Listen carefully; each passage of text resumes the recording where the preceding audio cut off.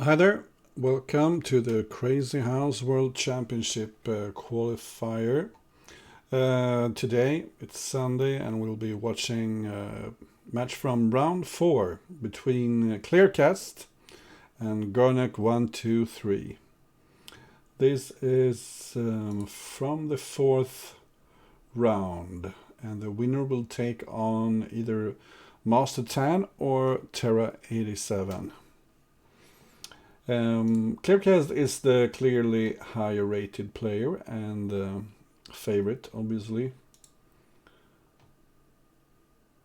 The players are seated, and as you can see, garnek has a huge lead in their games before, but I think maybe it has to do with Kleerkast berserking. Kleerkast starts off with white. They are playing 3 minutes with a 2-second increment. And Kleerkast likes the fianchetto as white. And I expect we'll see that quite a lot.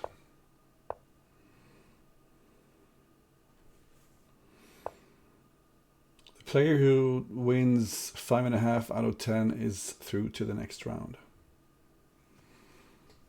So the bishop capturing here is not a big issue. You can usually put your queen maybe on e1, defend pawns, and you get a semi-open b file. So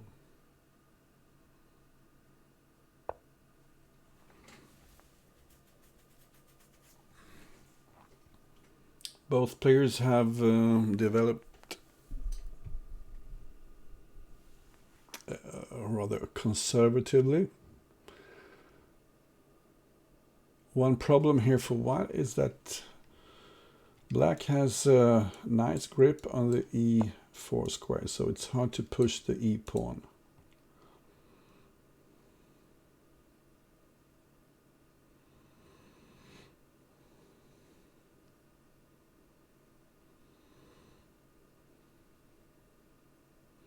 And what should black do? Yeah, well, maybe go for rook c8. Push the... Can you push the c pawn maybe?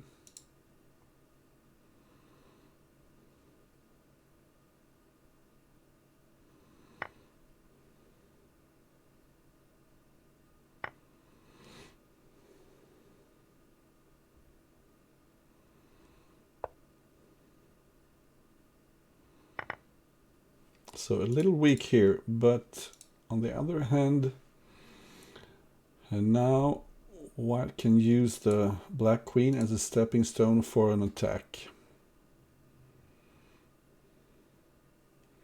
Maybe you could play rook b1 just to secure the b2 pawn and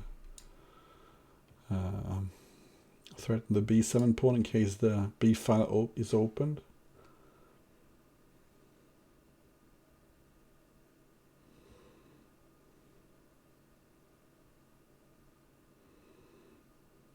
I guess sometimes you could start reacting here in the center, giving a piece for 2 pawns when that's good. Also, simple knight f4 would put pressure on the d pawn. White has the possibility to trade a piece for a rook also. So lots of possibilities here. The knight is a bit out of play.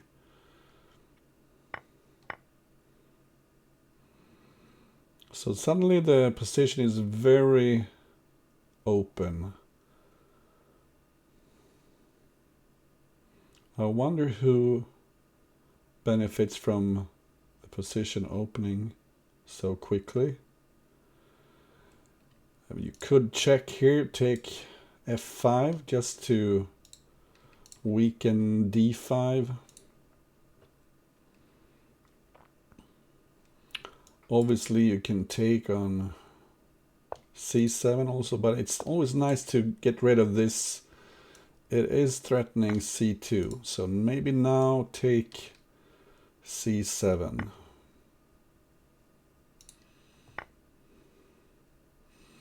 Or is there some sort of direct attack.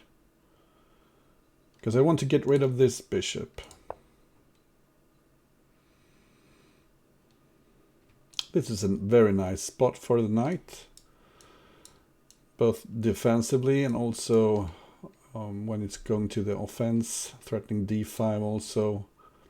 Knight at g6 could be a possibility here. Also a move like pawn e6 just to weaken the light squares. So this is an interesting attacking possibility, but what happens here around the black king?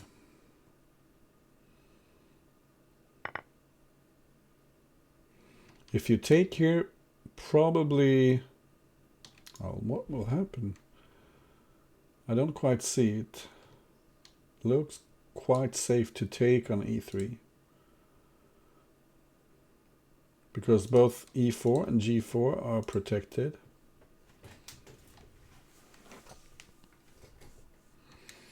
Do you maybe play bishop e1 to threaten the f2 square? Kleerkast is a little bit low on time here. He had better hurry up.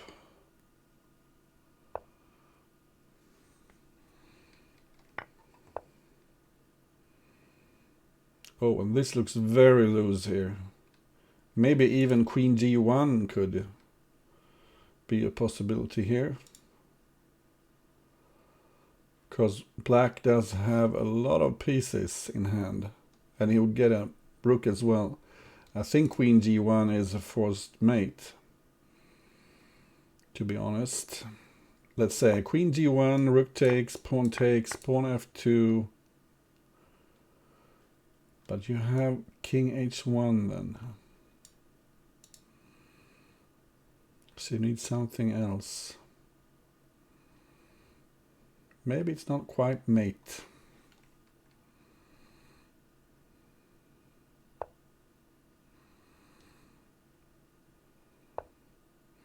You need to go here. And now rook here. Where is the mate? I don't see it.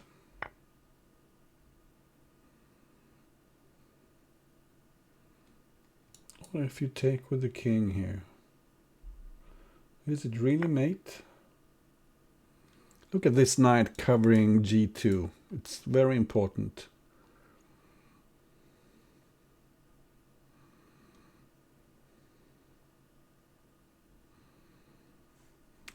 And welcome everybody who's watching the game. I think the king can find a place in the corner here. And then black is wide open for a counterattack.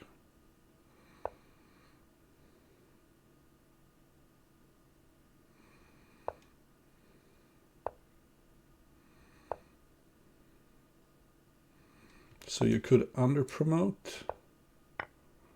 Aha, g3 was hanging.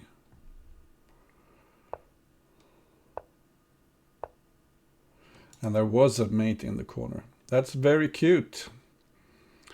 Congratulations to Garnek for a nice win in the first game. And let's look if it was indeed a forced mate. Actually, the computer likes black here, but not the knight takes b2 so much, maybe. So this is a critical position where probably white misplayed it. Pawn e3 was very strong, nice find.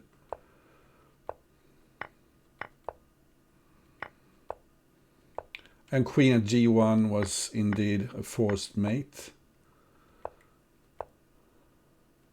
So quicker was f1 queen actually. Okay, but you could take on g2 and then under promoting here was a bit quicker, but all right. Very interesting start in this game. And Apparently garnek got stuck here and spent a lot of time in the opening. I don't think really you really need to, yeah, you need to move the knight. Okay. So this isn't an ideal spot for a pawn. Black should be doing fine here.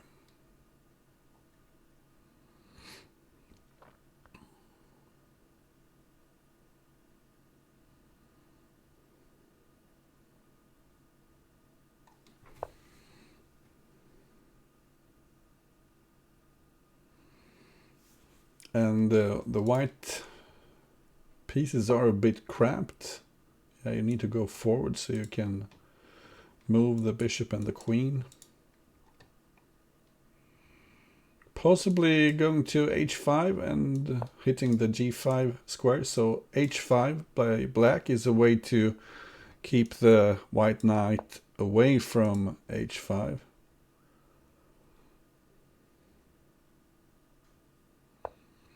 A check here induces maybe g3 when you could fall back.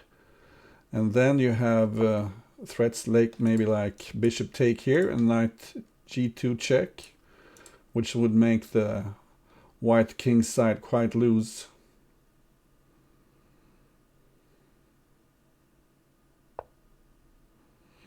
So this covers g2.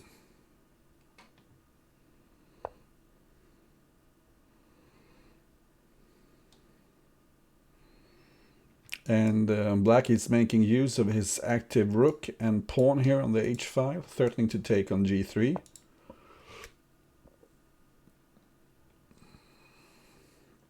But now all of a sudden h5 is up for grabs, threatening to take on g7.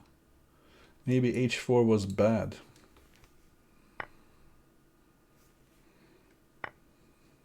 So now threatening a discovery attack here on the black rook. The position is looking critical here. Getting out of the way with the king. But maybe you can pin the knight, get a knight, check on c5, something like that.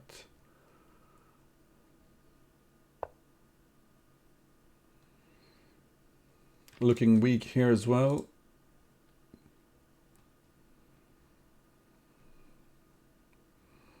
I'm not a huge fan of the black position right now.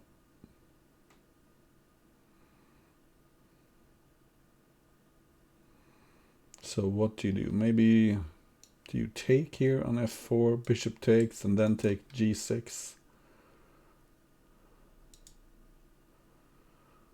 You could maybe play... No, you don't have a bishop.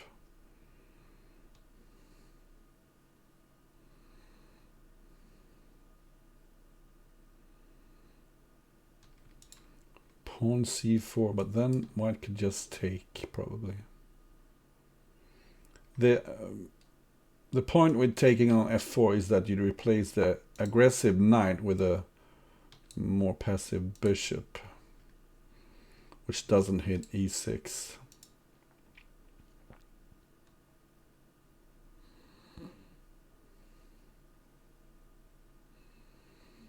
So is there anything wrong with taking with the bishop? Pawn takes, queen takes. Oh, maybe you can take on f4 then. But this is more aggressive. And the black king is caught in the center now. Nasty attacking move by white.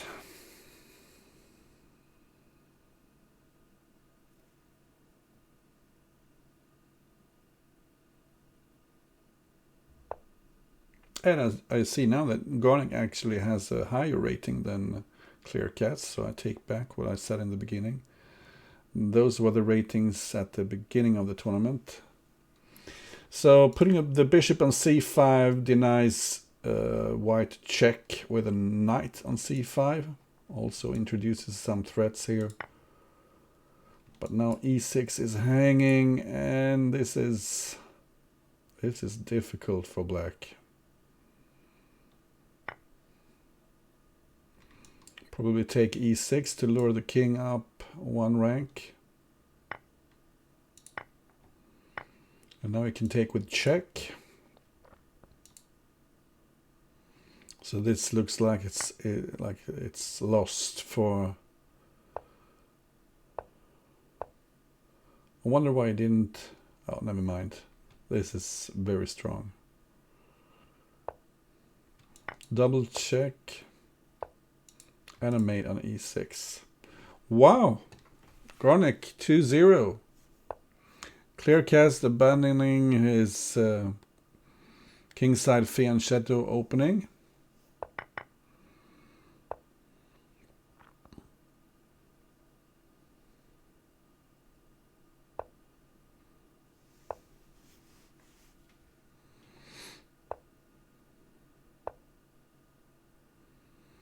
And black needs to be a bit careful here so he doesn't get super passive. You could go for h5 here, but I think white can play f3 now. Is that the right move? d4 first, yeah, to avoid any checks here. And then you can start countering with f3, I think. But this is surely playable for black. I played it myself, I think.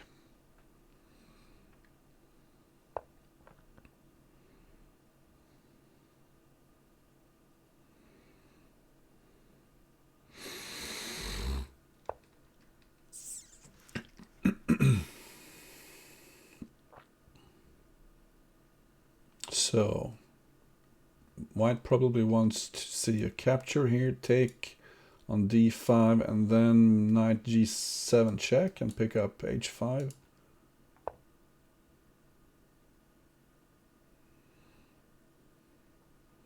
So this makes sense. Attacking d4 and protecting g7. But what about knight e4? Yes, that was exactly what I was thinking. Can you take d4? d4 is hanging.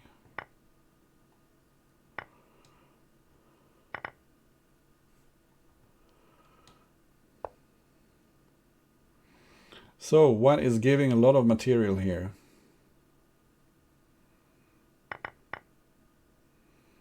Well, 2 pawns anyway. Watch out for a pawn landing here on e2.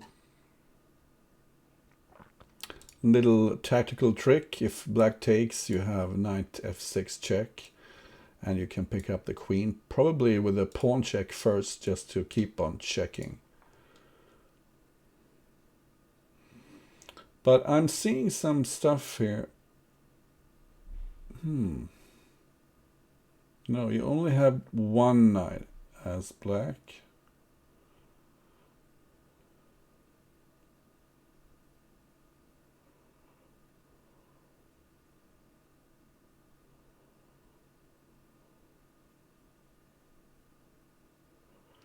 So maybe this is good for white.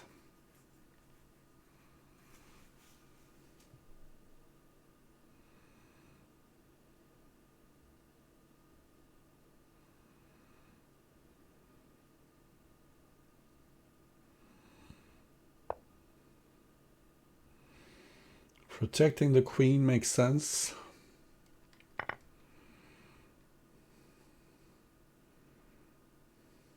Defending against any knight checks.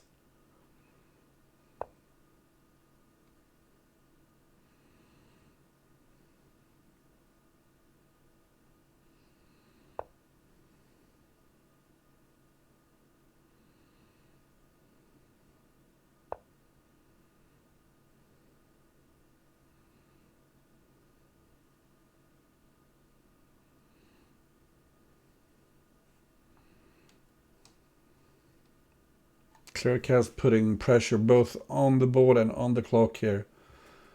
Very hard to defend against all these punches from white.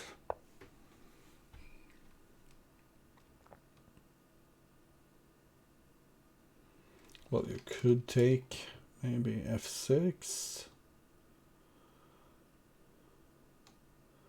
And then another knight on d5, that's one possibility. But also b7 could be hanging.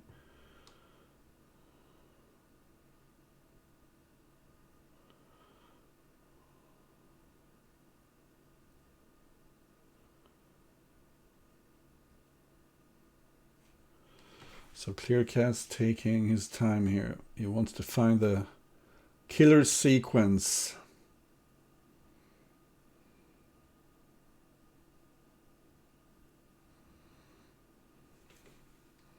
One advantage, or there are several advantages with taking here, is that you no longer have to worry about something like bishop takes h2.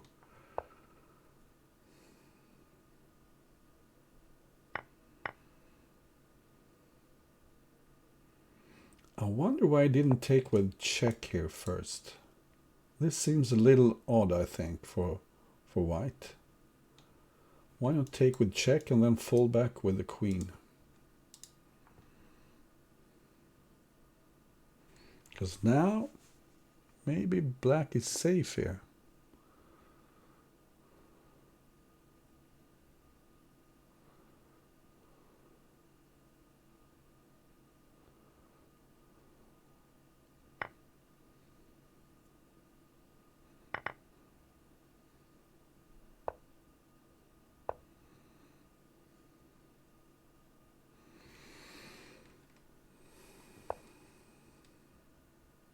Trading queens with check, and possibly rook takes d1, followed by some bishop takes h2 maybe.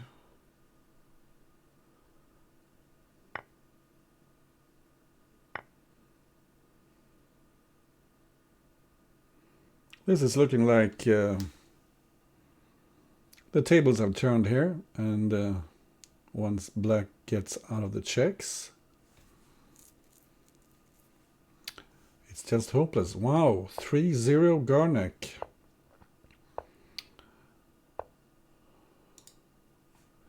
What happened there? Because I think, yeah, pawn h6. Okay, so take g7 was better, and then one other pawn on h6. But this is okay. This is more than okay. And queen takes d5. This is a huge, huge advantage for white. So queen b5 is one suggestion. Yeah, that looks more active than what white played. He still has a nice advantage though. And this is why, yeah, take f6 with the knight. Looks good.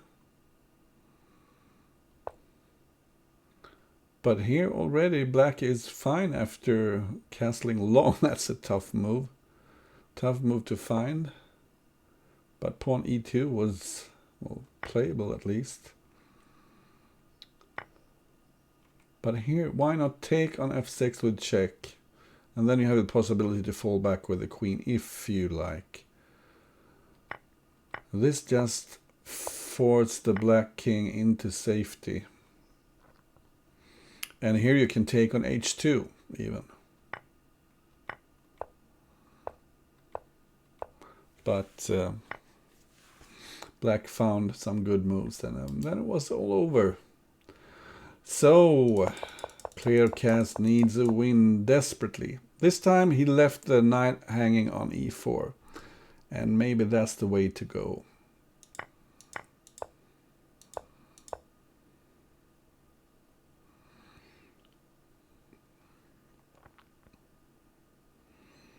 So do you play...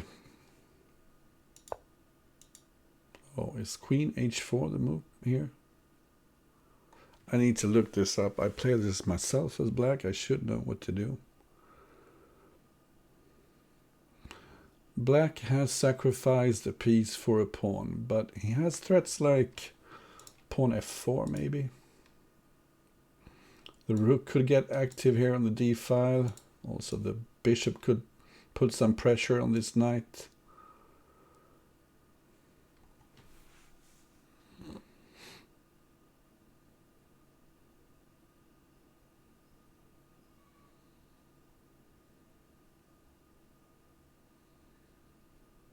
I wonder,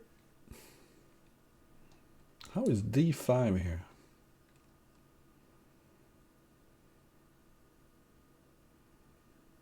d5. Because if the pawn takes, you could probably take with the knight even. d5 looked interesting.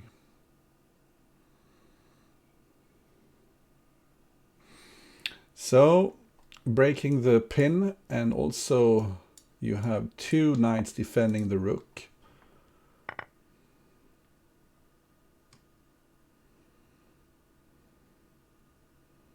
How is bishop at g5?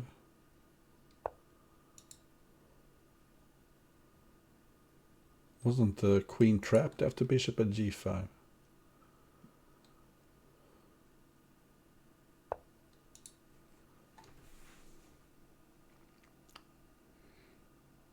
Yeah, Gneiss is so strong. It's hard to imagine how strong I am.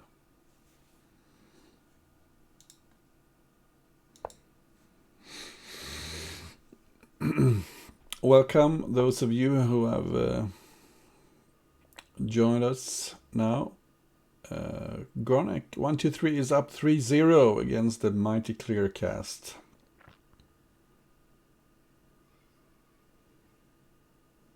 And it looks like he has a quite a sound position here as well, but he's down on time. And this bishop is strong, cutting off the king, so he can't castle short.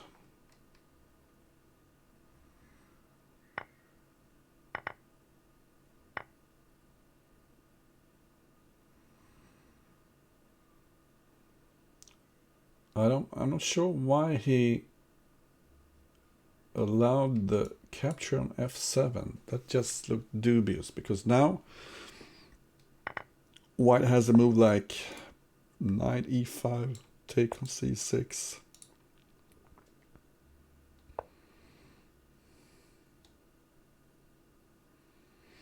This knight covers f3 also, so there are no mate tricks with queen d2, knight check, knight check.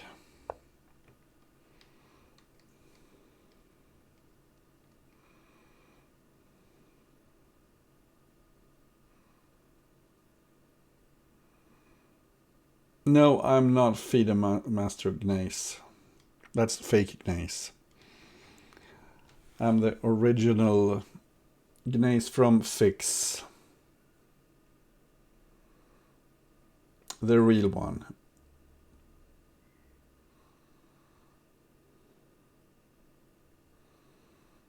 But apparently he admired my play so much, so he had to take my nick when he started his account on Leeches.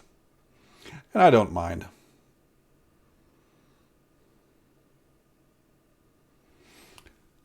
So, what's happening here?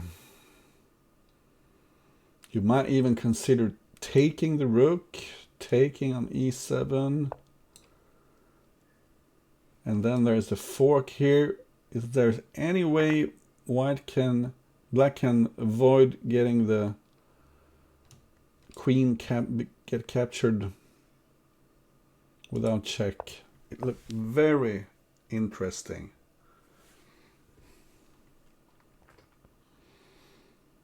But this, what's this? Is there a mate? You have a knight check here. Then e2 is safe. I don't see the mate. Is this just desperation? A lot of squares covered here. Is it safe to go in this direction maybe? But even the corner looks safe.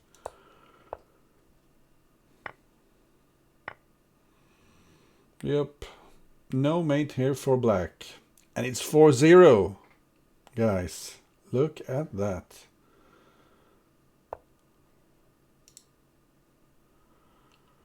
We need to take a look at that game because it did look like...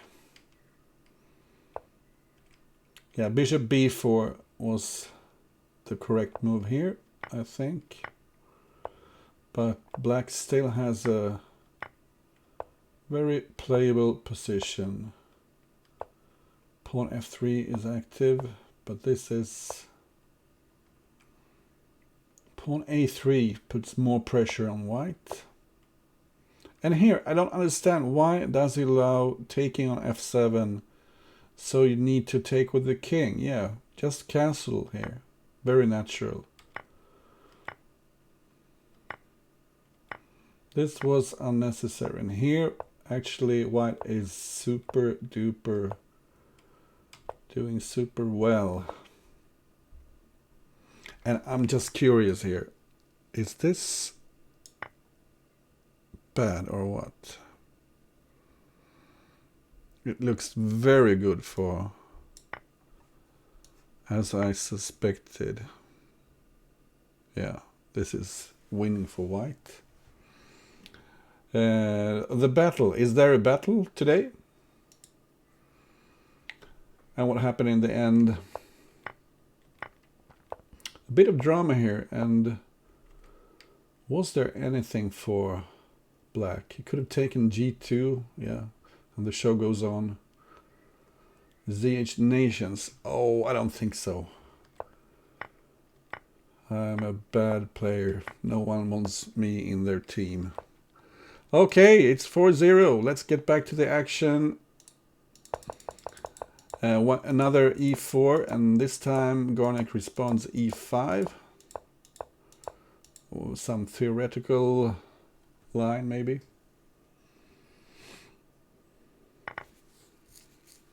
Nice defensive setup here for black with the bishops pointing towards the king's side. And this pawn move cuts off the connection here, so you can pick up the knight on g4.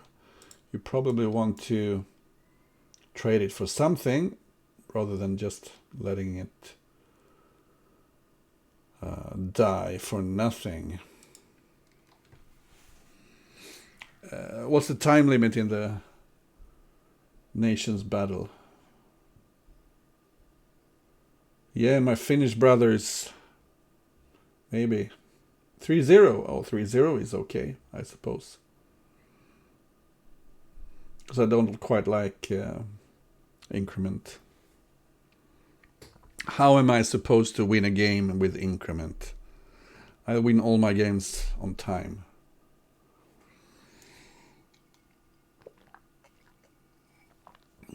Because if you have increment, my opponent will find good moves.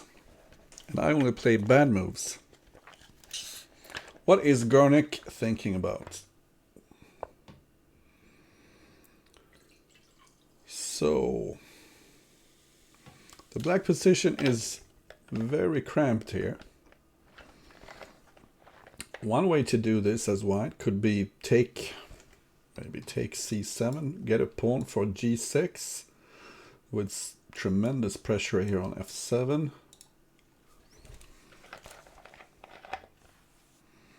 Also, the knight takes c7 move lures the dark square bishop away from the action. And this isn't super aggressive, this knight. So why not take a pawn? Okay, he took on d6 instead. Not sure why. I would have preferred to take c7, I think. And as I mentioned, lure the bishop away. Same position, the difference is that now the bishop is on d8 rather than c7.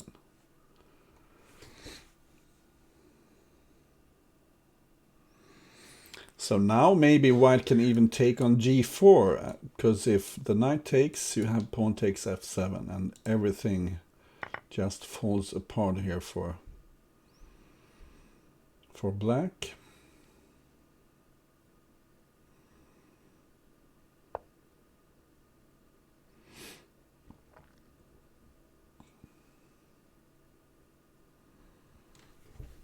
Oh, so many opportunities.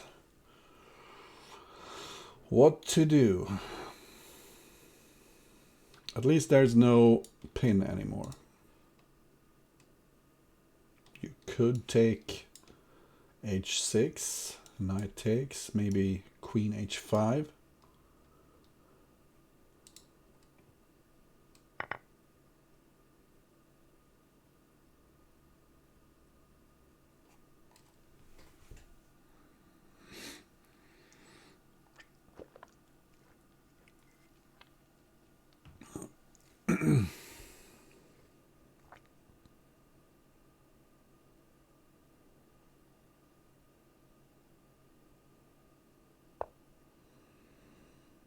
And white's play just seems a bit too slow, and I would have very much preferred to have the black bishop on c7 instead of d8, as white here.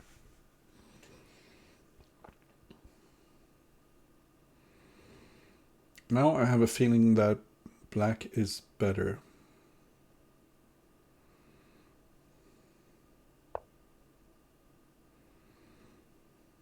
Can he make use of his extra material? The knight on d4, threatening pawn at e2 maybe.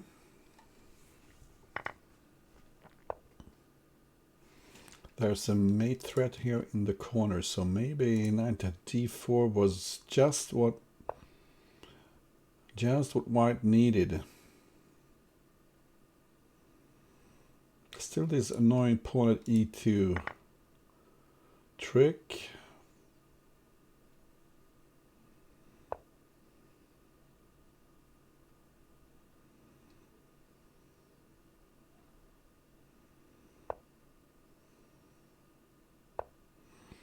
And if black can get a heavy piece, it's mate check here, knight takes f2, but no heavies in sight.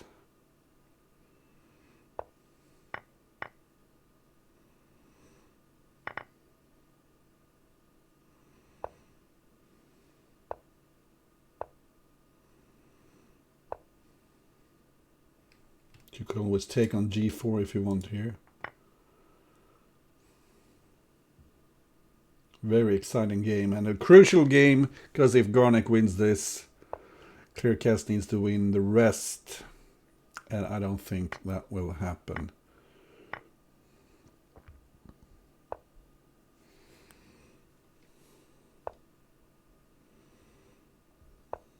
Such a tense game.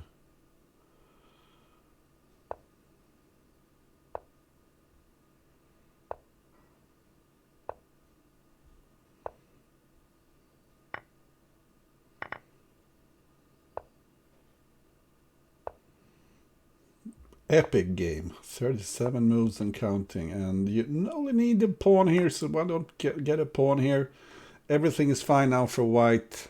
He can just clear the board, take everything. Black doesn't stand a chance here. Yeah, he's got this. Because black doesn't have any threats.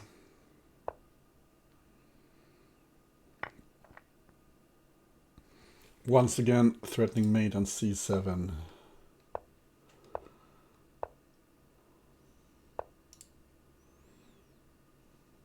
Just take the rook.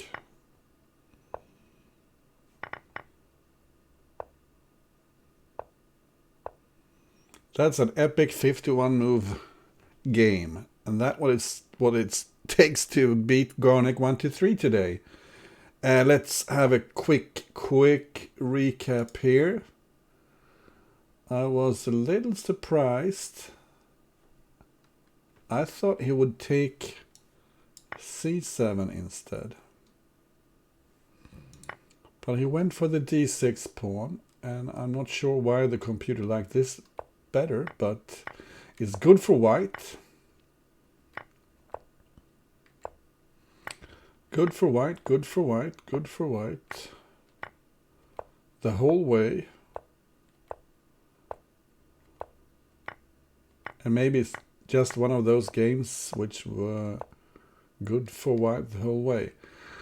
Taking g4 is better, yeah.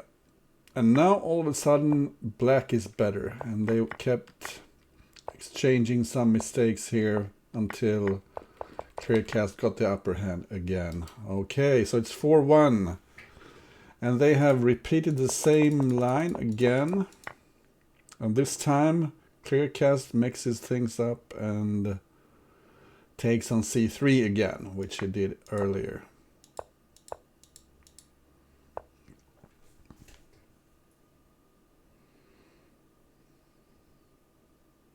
But now maybe, yeah, queen h4 looks better.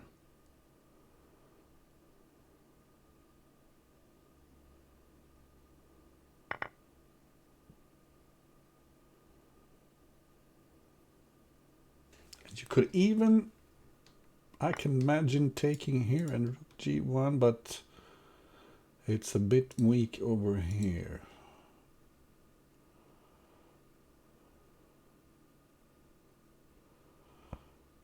Was it so bad? Well, g3 was hanging. Yeah, I didn't see that. g3 was hanging.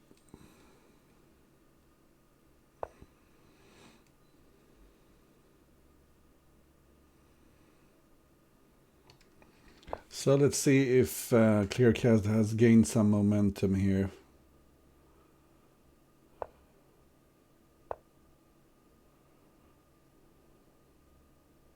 Oops, his queen is in trouble.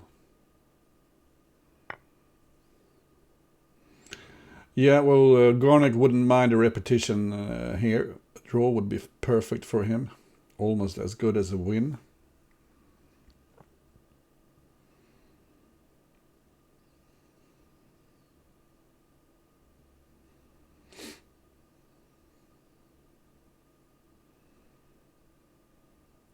So how bad is this? It's a rook and a pawn for a queen. That's not so bad. Also, there are some weaknesses in the white position, so this will be an interesting game.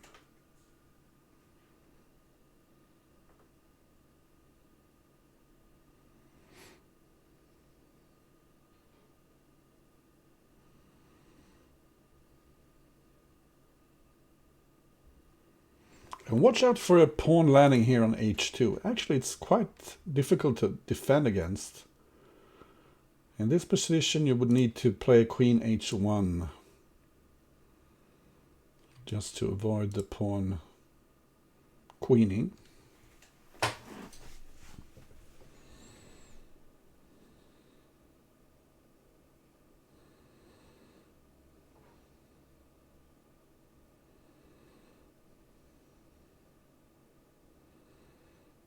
And also rook h1 followed by pawn h2. Looks slow, but then just bam, tick here and queen on h1. How are you going to defend against that?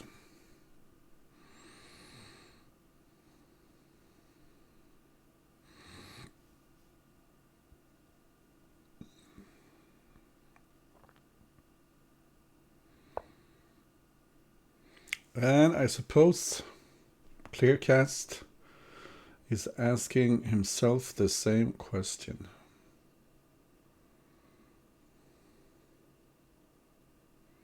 It's a rather slow plan, but it's a plan. So maybe the king will move in this direction if pawn h2 happens. So put some pressure on this bishop, yeah.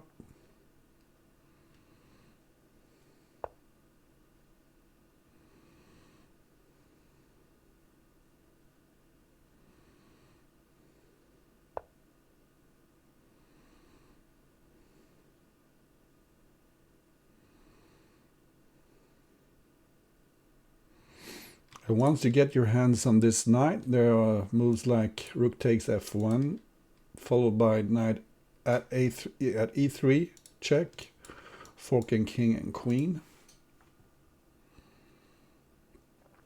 So obviously you cannot retreat, then black would just, no, you can't retreat here. You simply take on f1 now.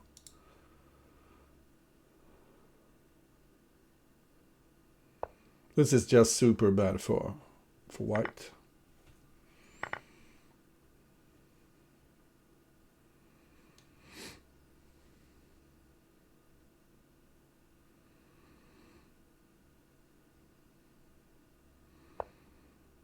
So this is a nice move, attacking on both sides.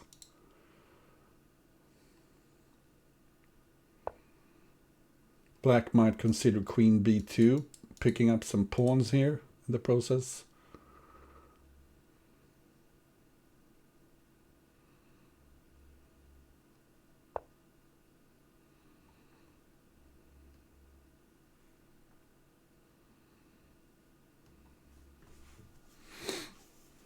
Yeah, preventing knight b5, that's correct. But here knight b5 is the only chance. You need to find some sort of counterplay, but I mean, you could even castle kingside here. This is nothing for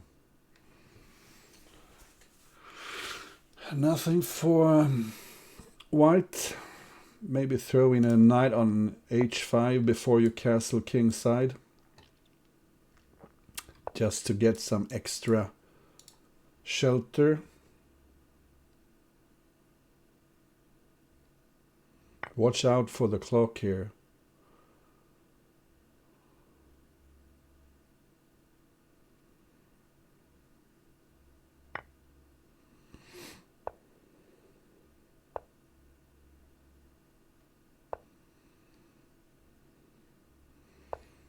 Tucking the king into the corner, probably connecting the rooks in the next move. And after that, black just looks super duper solid.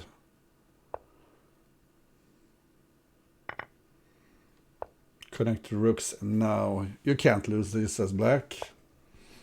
White has nothing. Just walk all over.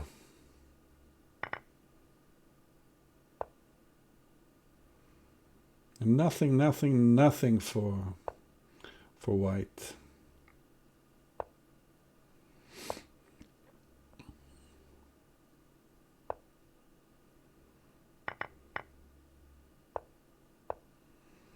And queen f1 mate. Nice one there by Kleerkast. Did he just find an antidote for the opening there?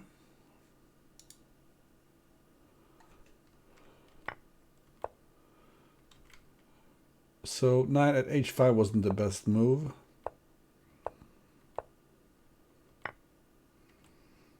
And pawn b2 was the correct move here. Look, that's so easy to miss, but there was a tricky move here. Pawn b2 that would have given black a huge advantage in the opening. But this was still good, even though he's down a queen for a rook and a pawn. And I wonder about the rook h1 idea. Yeah, the computer likes it as well. And, well, I don't think it matters much. You could probably take here as well. Yeah, it's good. So it's 4-2. What an exciting match this is. e4, e5 theoretical line.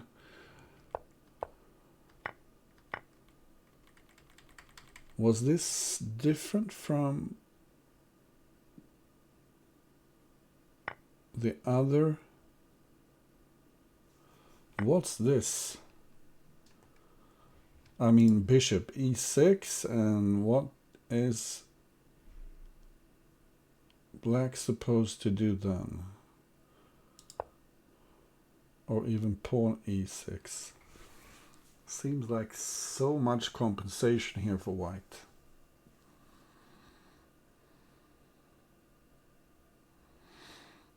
Obviously, if the rook moves, you have bishop f7.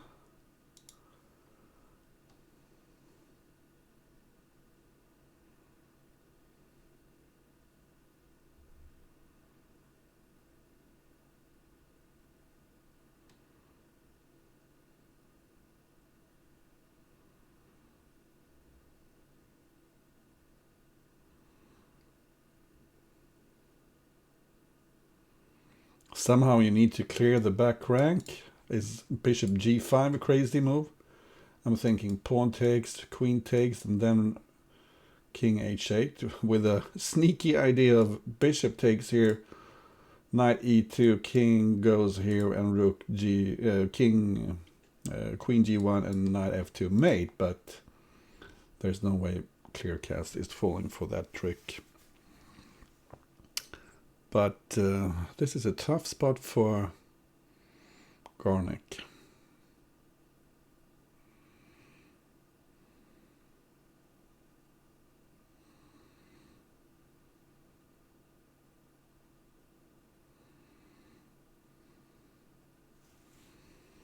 Obviously, might consider knight at h6 just to protect the rook. And you can't afford thinking this much.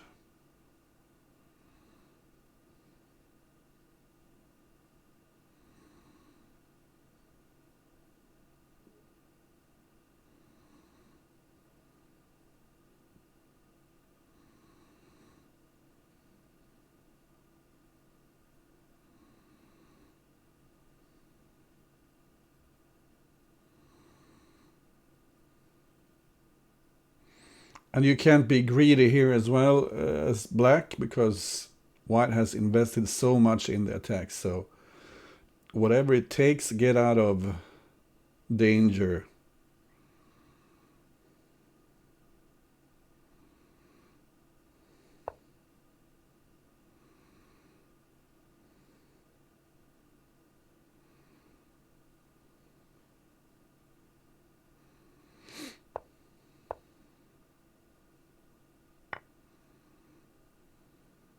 So this was a nice way of getting out of danger, I think. Connecting the rooks. Yeah, nice to see you too, Joanna. Take care and good luck in the tournament tonight.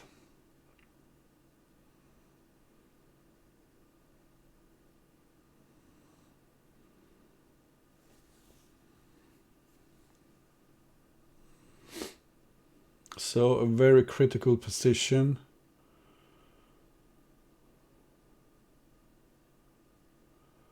Yeah, what to do here? Queen h5 is one idea.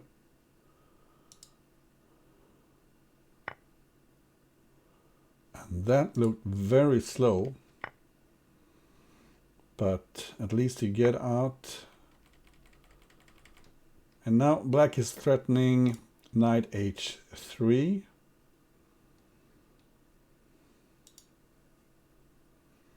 This looks very dangerous for white all of a sudden. Do you play queen h3 maybe?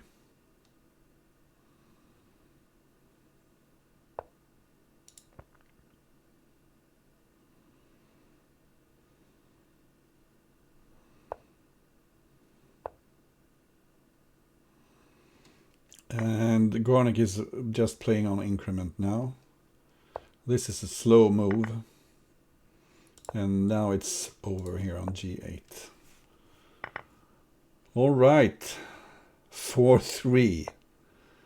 4-3. So in this position, knight takes f7, queen takes g4, and I was suggesting bishop e6. And apparently that's better than pawn e6. Rook takes f2. Wow.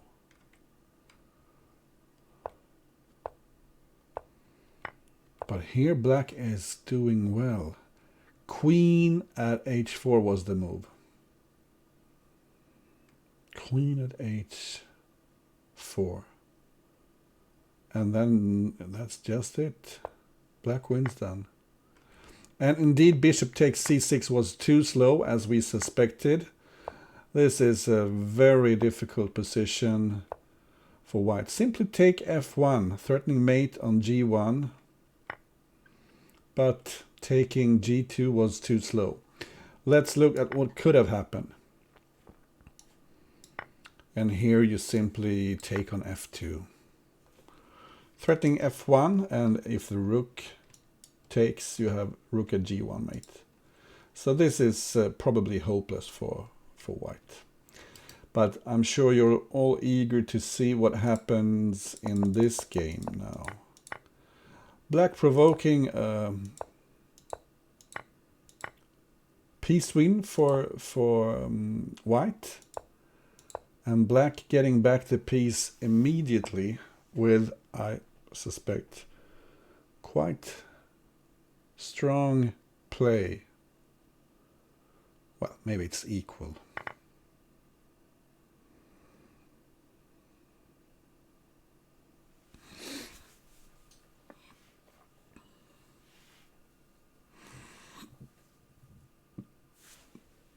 So what do you do here as black?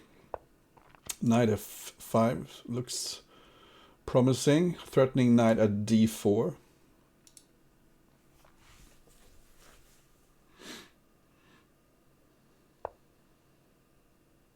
And is there anything wrong with knight at d4 right now?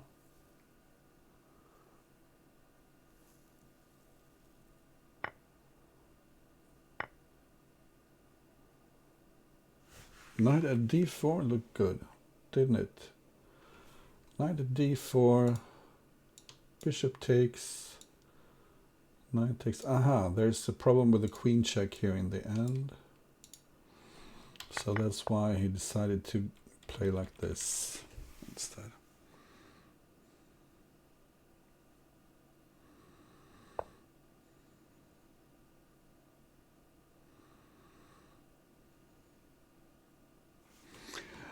And yeah, why not go bishop h6, put pressure here. Probably bishop g5.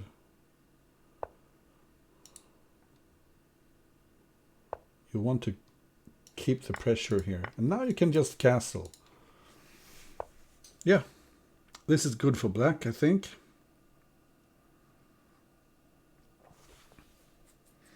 Looking very promising.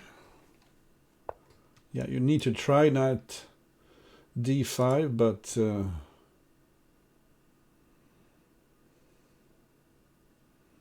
black can just give up this c7 pawn. It's not that important.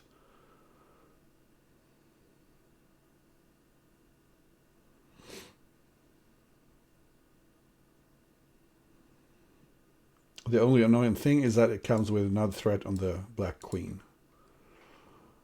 But other than that, the initiative is with black at the moment.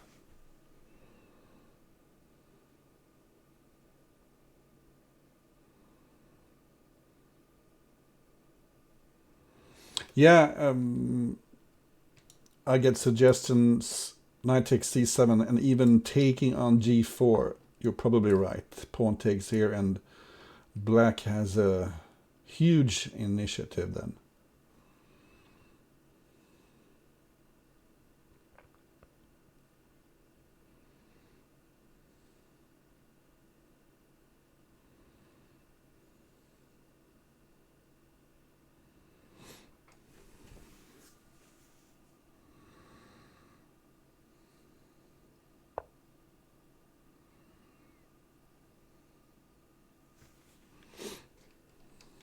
Now the a2 pawn is hanging in case of knight takes c7. This covers e7, protects the bishops, and obviously attacks e3 as well.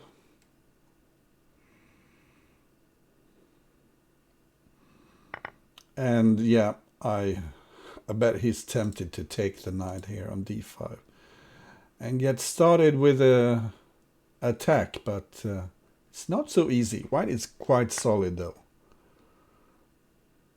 This bishop is doing a great job. And I like this move. Keep the bishops around your king and attack with the pieces you have in hand.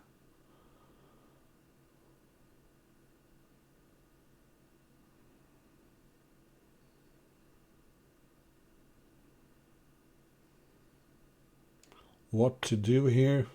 Yeah, why not take the queen?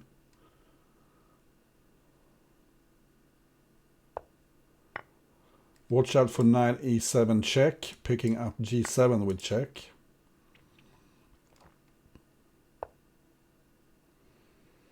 This bishop is covering h3, which could be important at some point.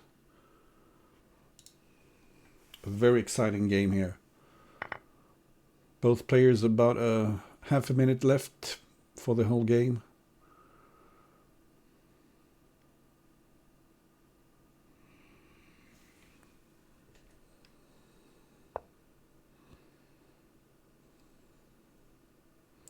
And no knight in hand for white at the moment. This looks like a strong move.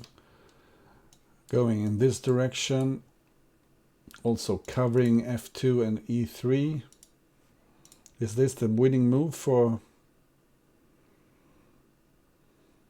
white?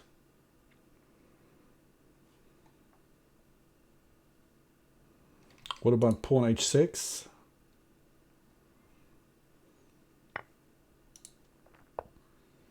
Oh, this is looking dangerous.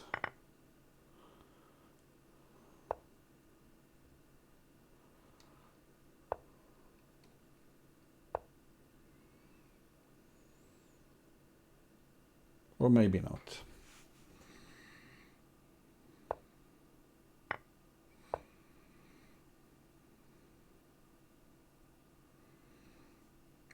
Black is running out of checks here.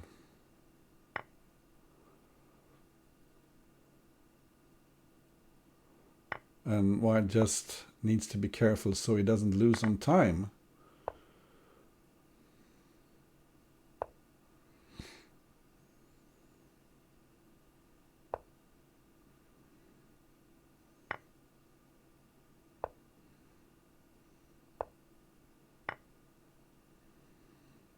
And that's probably the end of this game. Here white comes crashing through.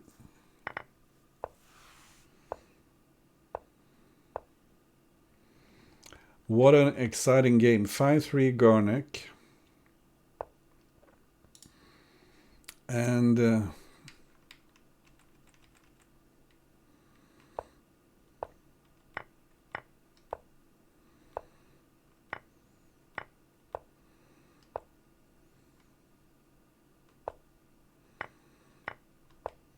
I thought black was doing fine here after castling.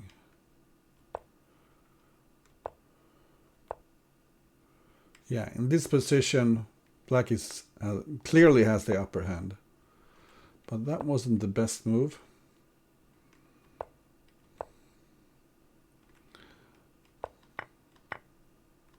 But the queen sack was correct. Taking on e2 was correct. Here, apparently taking on h6 was the best move. And this is where it all went wrong. The right idea about putting the pawn on d4 was better.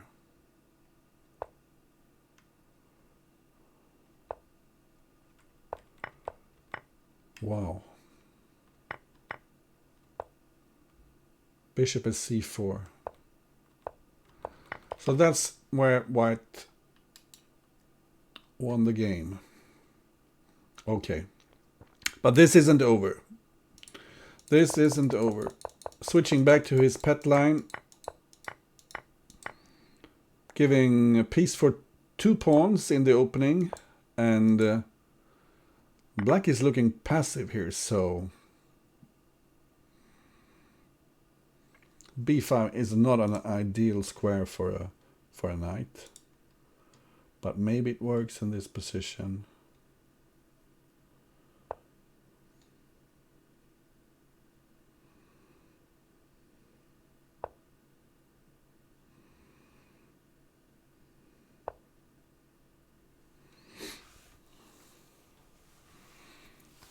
Oh, this is looking very dangerous. I mean, black needs to be careful so white doesn't.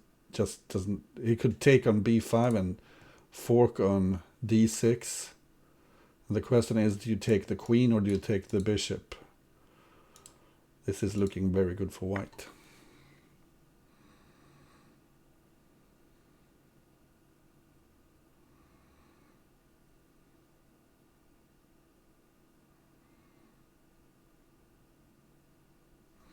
So obviously after queen takes b5, I was about to say black doesn't take on b5, but he took instantly. Why?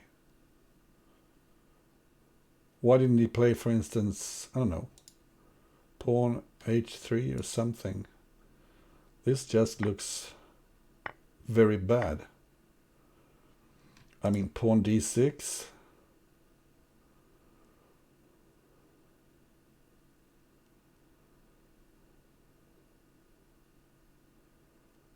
Pawn d6, and where does the king go then?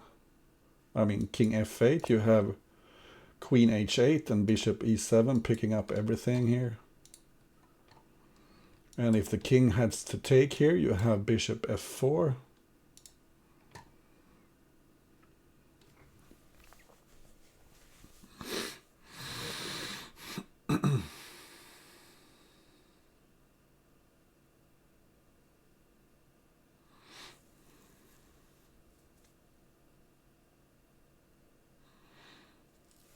So this is not looking too well for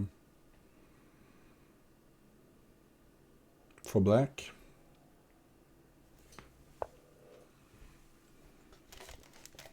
Checking on e7, picking up e5 is one option.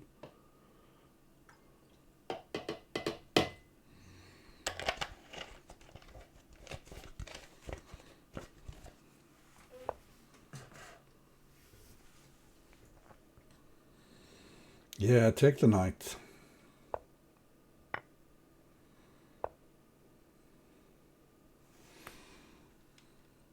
And I mean, you could pick up the knight and fork and get the bishop too, if you like.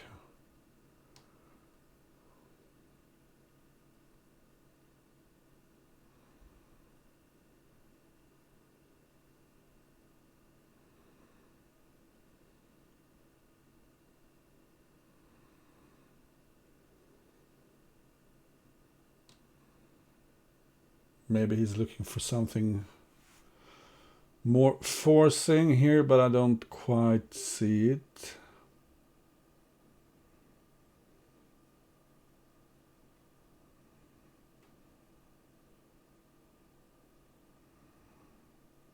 I think you need one more knight to make stuff like knight e7, queen takes g7 work. So white could just take on h3 here.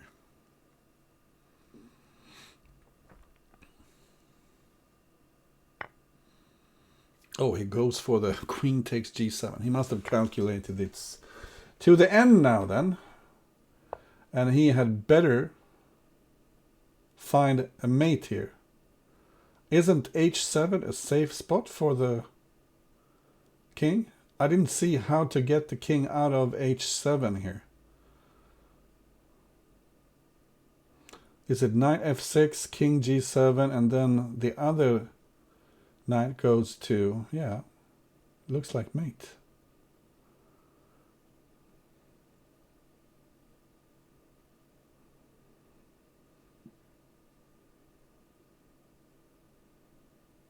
But what about king h8 then? King h8. You need to put a diag on either g7 and then you go to h7. Does it matter?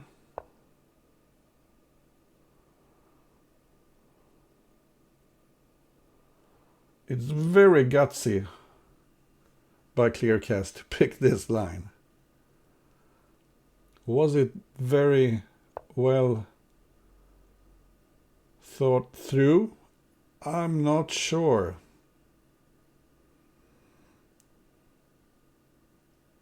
Well, you need to go to g8 here because the other way is mate in 2. Simply knight f6 and bishop e7 is mate. What's happening? Wow! But maybe it was mate anyway. Let's see.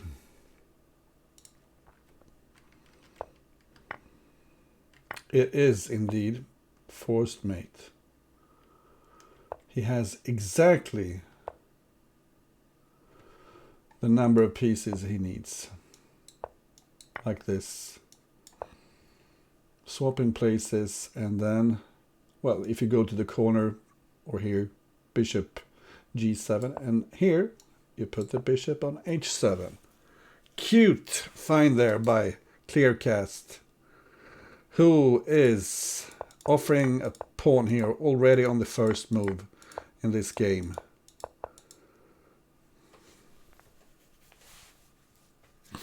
And I don't think this is the way to beat this opening. I think black is already fine. This just looks bad for white. A piece for 2 pawns for black and all the open diagonals and great squares to put his pieces. Maybe Garnek is a bit groggy after that last game.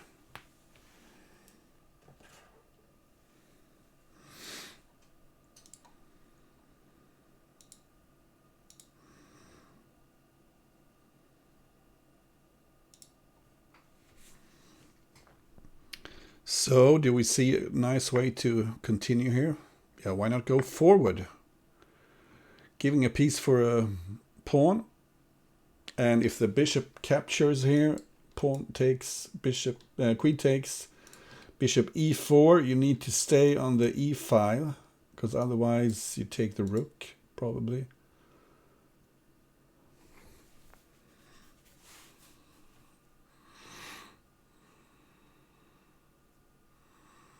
Super sharp position where white is probably struggling because black has such a powerful initiative here.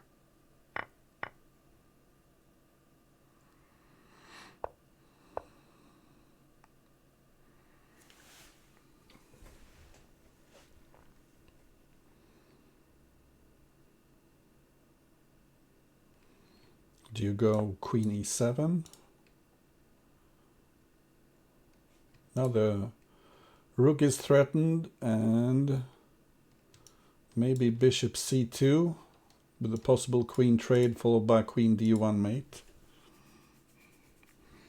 Although look out for stuff like knight c7 check at some point.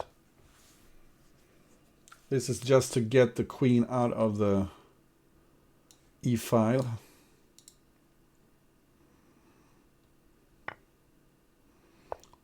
White sure has a lot of pawns he can spend on this.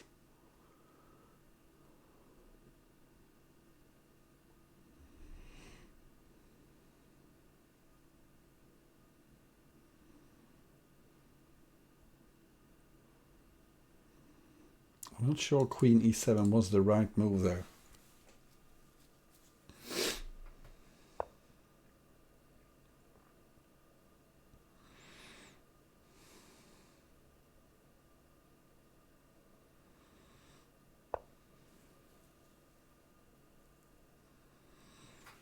So c7 is wide open here for a knight fork.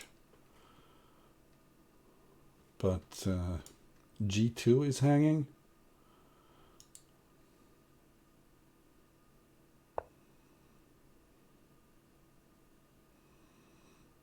Wow. What's this?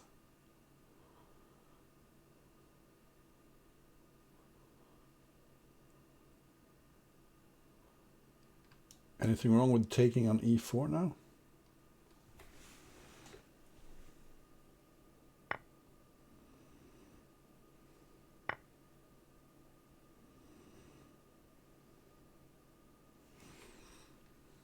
I mean, you can take on c3, queen takes, bishop at d2, and surely black can't afford to take the rook, because then he'll just get crushed over here. He needs to find something. There is knight at f3, but what if the king just moves?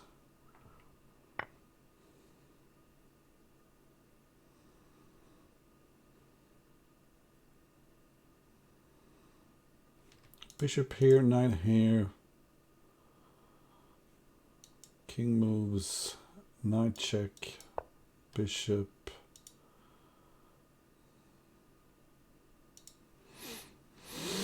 So this defends against the knight check. You can just take it with the queen then. But now maybe pick up the rook. Or is it too slow? Bishop b2 maybe.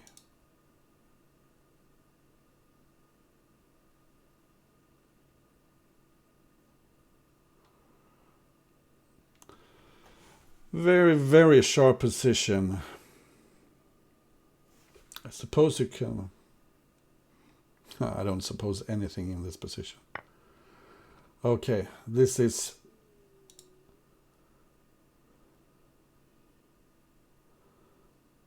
threatening mates everywhere.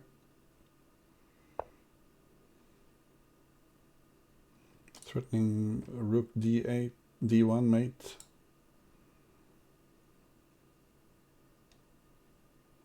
Threatening the queen.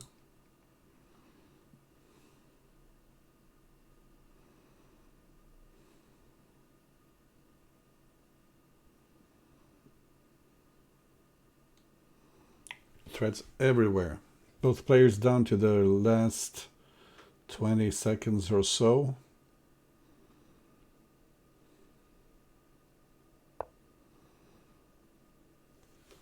A new mate threat here.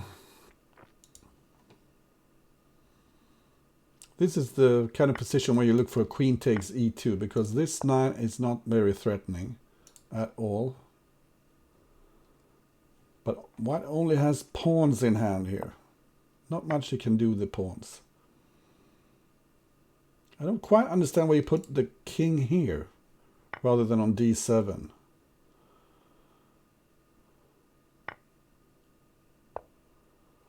And he's found a forced mate. Wow. It's 5-5, guys. Wow. We'll get a tiebreak here.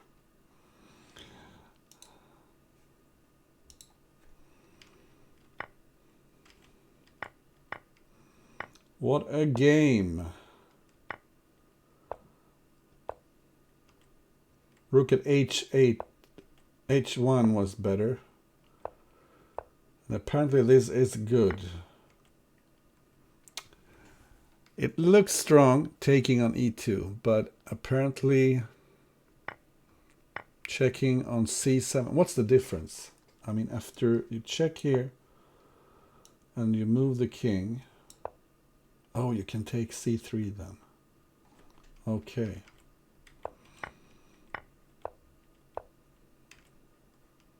I would have gone to d7 probably, but that's just me. So cute finish here. Queen takes c1. Another queen on d1. Double queen sacrifices and a mate on d1. It's 5-5 and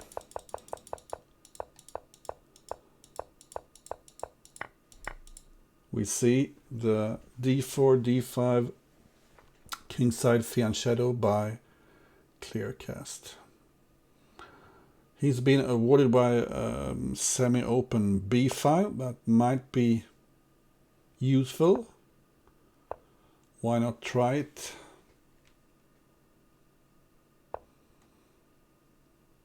And I sometimes go bishop at a4 there, pinning the knight, because then you have the trick rook takes b7, followed by bishop takes c6 and picking up the rook.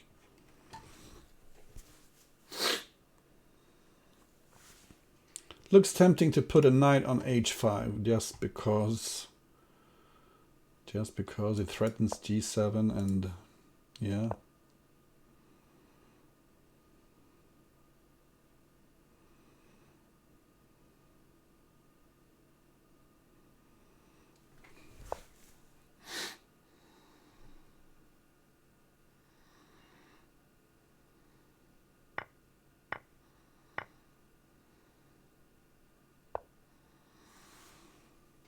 And that's the thing, when you leave the back rank, your opponent might take use of it. That's a nice find. You probably need to go back.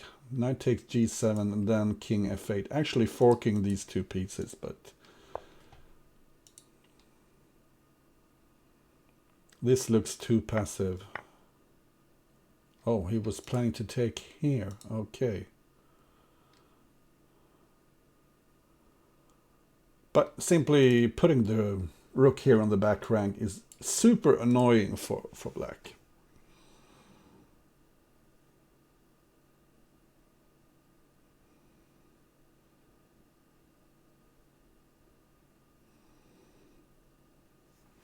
Or maybe on g8, because there's no way to protect g7.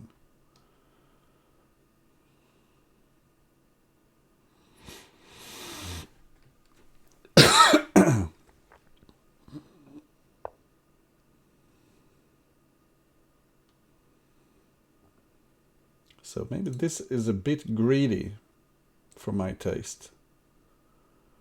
Yeah, it's immediately a bit weak here on the h4 square and the dark squares here.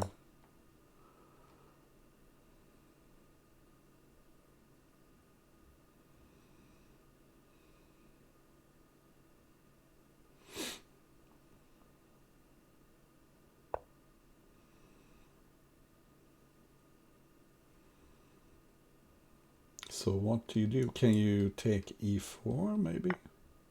Yeah.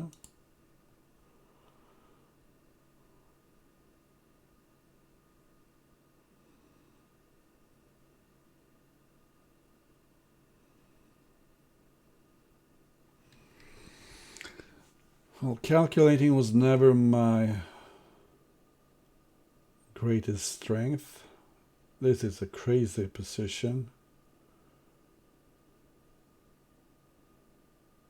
Virtual crazy house.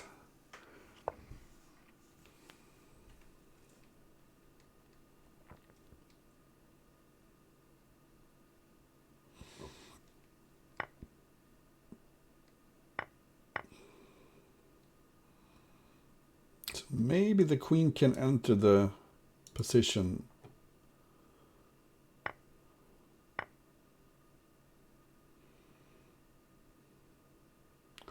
White short needs to be careful here, anyway.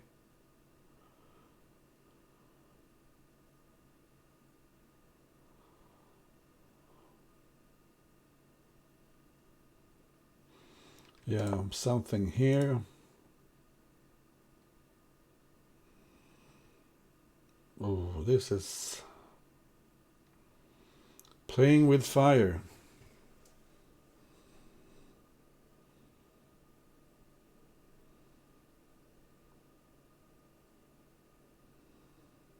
How is queen g5 here? Is it bad?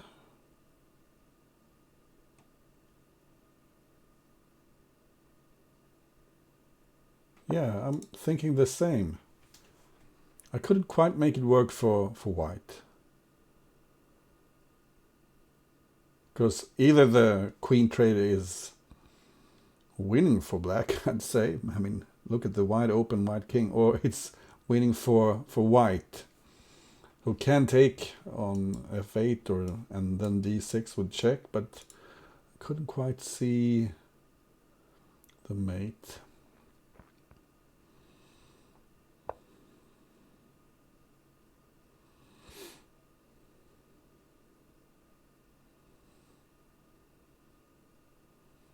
So this is a nice find, protecting g5, putting pressure on the bishop, covering h2. Probably just need to move the rook out of the way.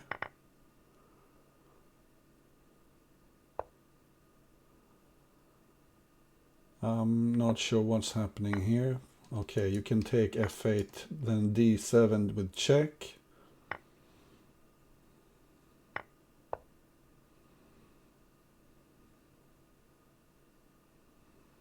And where's the forced mate? Kleerkast is usually very good at finding the mates here. So this pins rook.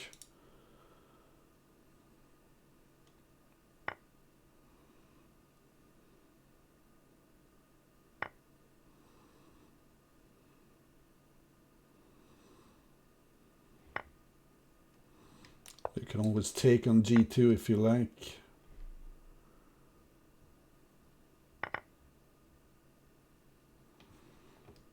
What a drama here, my friends.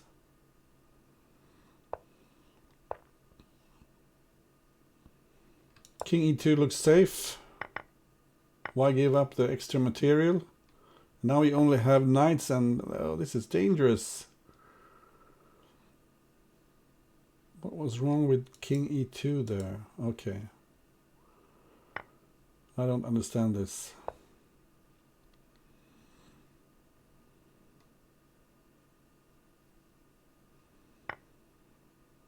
But maybe black is running out of checks. Is he? Is it king h2, rook g2, king in the corner, and then the checks are depleted?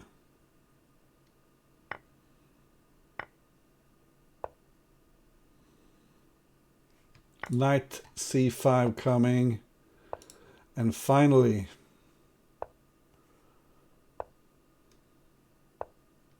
yeah, the knight is covering a6, so it's mate. Wow, Kleerkast 6-5.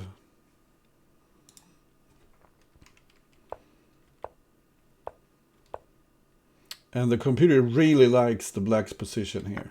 Such a strong grip on e4. But just a couple of moves later, it's white.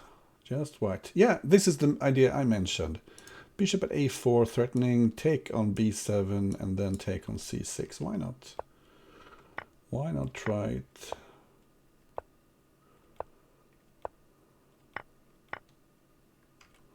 Actually, taking on g4 looks stronger. And then knight at f6 check. Wow.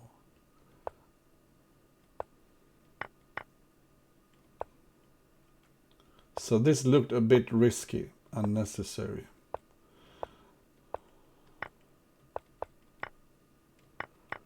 But white is better, and how was queen g5 here?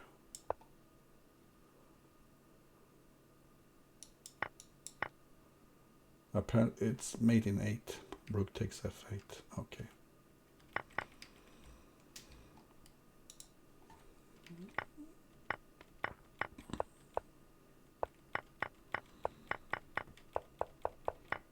And here, king e2. Yeah, why didn't he play king e2? Because this is all of a sudden very dangerous for black, for white, I should say. Just, oh, rook g1, and black could have been the one winning this game. Okay, maybe we missed a whole game here. Let's see. Kleerkast needs a draw to go through to the next round. And he's putting up an impregnable wall here of pawns.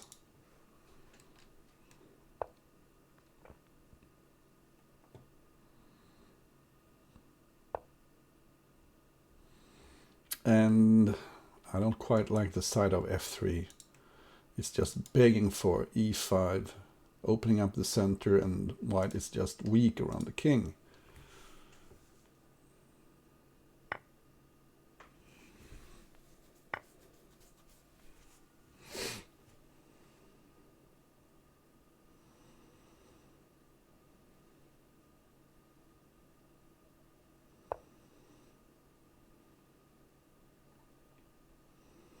Kleerkast has won 6 out of the last 7 games. Impressive. I suppose you could fall back to e7 as well. Or start opening the center. Okay.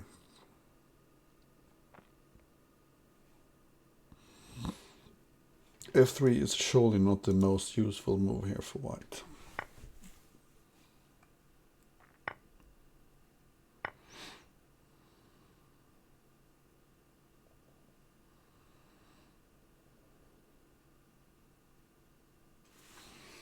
Maybe a6.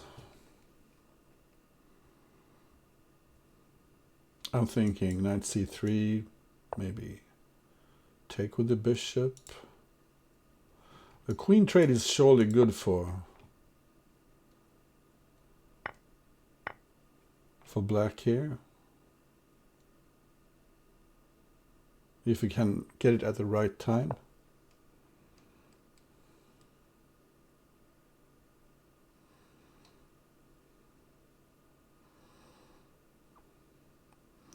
Black down a piece, but he's getting a pawn back, and he has the initiative. The knight on b5 is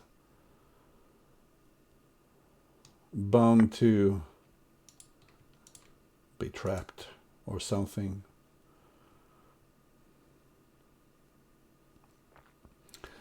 Now maybe pawn f4 is a threat with a possible double check, discovered double check.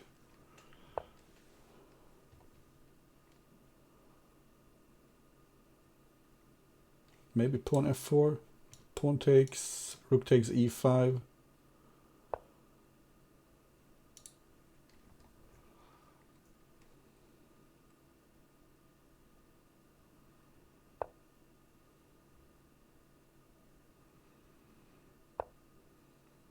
So easy for black to find good moves in this position.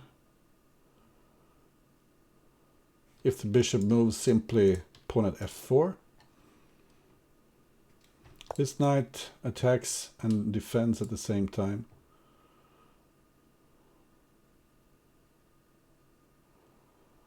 So what do you do? Knight h5 maybe? Put more pieces on the board.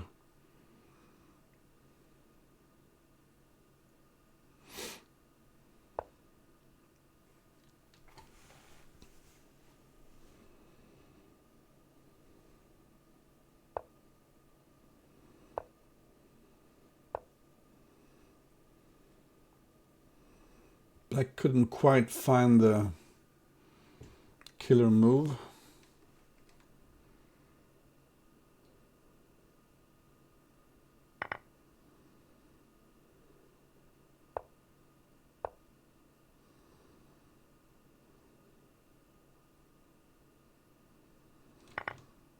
I was about to say taking on h2 looked interesting. And he only needs half point here, so he's happy to repeat. White needs to do something here. And you can now just take d4, and there's a fork on e3, picking up the queen. And then you can take on h2 as well. And it's mate in the next move, either on h4 or h2. So queen h4 decides this. What a comeback by Kleerkast. Hats off to the very, very dangerous Dutch Crazy House player. I hope you enjoyed the show, and I hope to see you again soon. Let's see. Are there any more scheduled matches that I can see? In the tree here, we see that Suanet will take on the winner between Mills Gambit and Senescent Cell in the 5th round.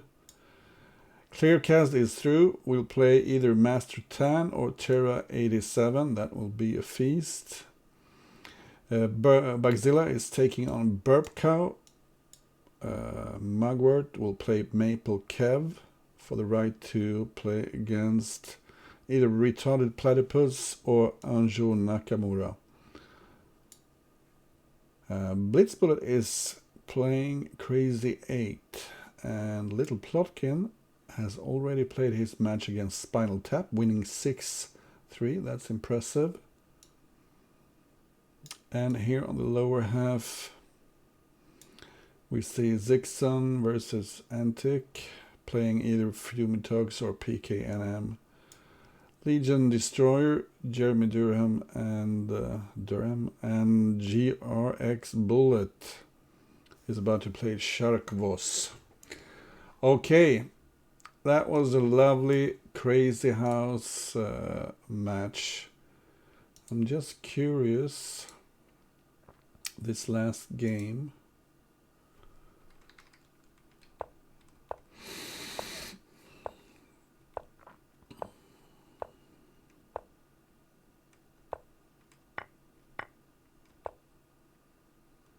Simply taking on C3 looks fine apparently.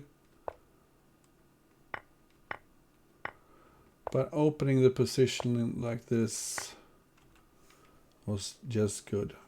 Queen takes D5 makes a lot of sense, offering a queen trade.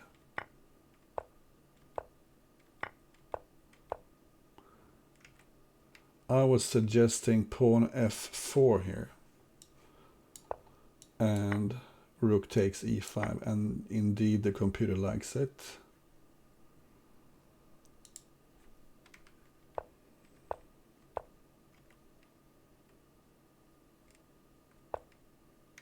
So that was not the most aggressive move. But black has a tremendous position here, so easy to play black, and he could afford repeating there because white couldn't, because then he would have lost, and then this taking on H2 was bad, but never mind. Black was winning anyway. So let's see if there's someone we can raid, maybe.